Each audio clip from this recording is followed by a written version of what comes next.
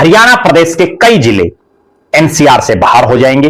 जिन जिन जिलों के बाहर होने की संभावनाएं हैं उनमें भिवानी, चरखी दादरी, जींद, महेंद्रगढ़ और करनाल का इलाका।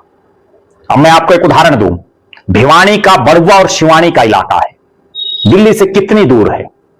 200 किलोमीटर से ज्यादा यह इलाका पड़ता है, इसको भी एनसीआर में शामिल कर रखा है।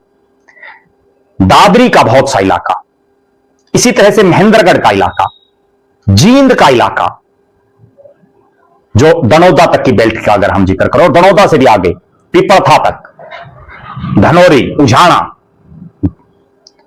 इसी तरह से करनाल का हिस्सा, ये पांचों जिले तो बाहर होने की प्रबलतम संभावनाएं हैं। संभावना यह भी है कि कुछ एक जिलों की, कुछ एक तहसीलों को भी इससे बाहर किया जा सकता है। अब मैं आपको सिलसिलेवार तरीके से बताता हूं कि वर्तमान में 14 जिले हरियाणा प्रदेश के एनसीआर के इलाके में आते हैं। 14, 23 में से 14, 23वां तो अभी बना है, उससे पहले 22 में से 14, यानी केवल 8 जिले एनसीआर से बाहर हैं।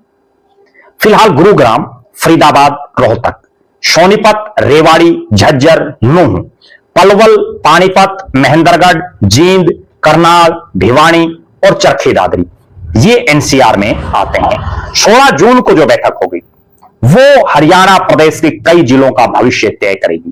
वो तय करेगी कि हरियाणा प्रदेश के जो कई महत्वपूर्ण जिले हैं उन जिलों में भविष्य में वो एनसीआर में ही रहेंगे या एनसीआर से बाहर निकल करके जो बाकी हरियाणा के जिले हैं उन्हीं की तरह उनकी भी गिनती होगी।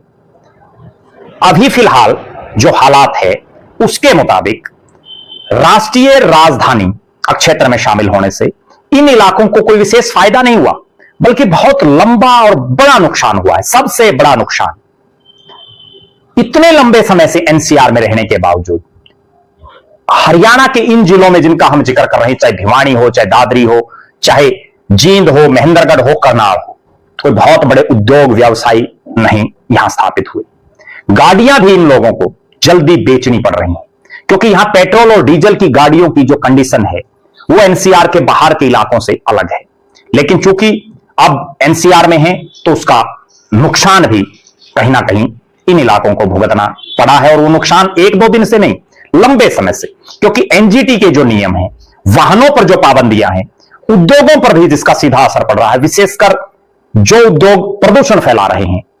उदाहरण के तौर पर अगर हम ईंट भट्ठों का जिक्र करें तो उन पर जिस तरह से बहुत लंबे समय तक रोक रहती है,